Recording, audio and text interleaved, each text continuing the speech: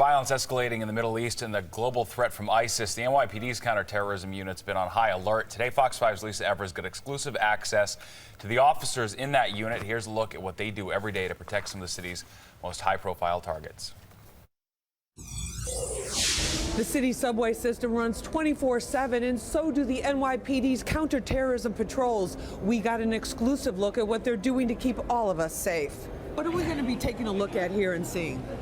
So, Lisa, this is what you're going to see is some of what we do every day.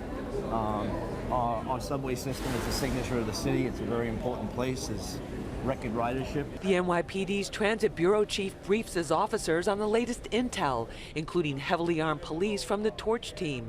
At the Times Square station entrance, there's a random bag check where officers swab bags and check for traces of explosives and radioactive materials, components used in weapons of mass destruction. How often do you do these bag checks? Well, these bag checks are done, again, every day, multiple locations. Again, it's a random, unpredictable. We'll have bag screen here today, maybe this afternoon, maybe not tomorrow. This may look like just a regular backpack, but it's a special radiation detector, and that's not the only one. There are many officers who are also assigned these personal radiation detectors. A major part of the NYPD's subway protection plan is their K9 unit. This is Lieutenant Pappas. He's in charge of the K9 unit here in the subway for the transit. We're going to find out what they're doing now. Show us and tell us what you have here. So on an average day, we have various K9s in the transit system. I mean, we move 5.5 million people a day. Officer Michael Bain demonstrates how his K9 partner Apache, a German Shepherd, looks for suspicious objects in the system.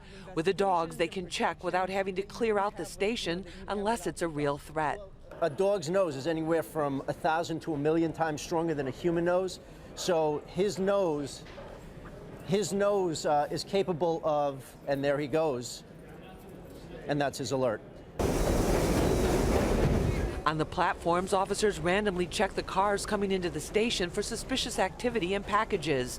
The NYPD says the highly visible presence is a deterrent. If the threat is mobile, they can coordinate in real time with Hercules teams like this above ground. Flexibility is built in.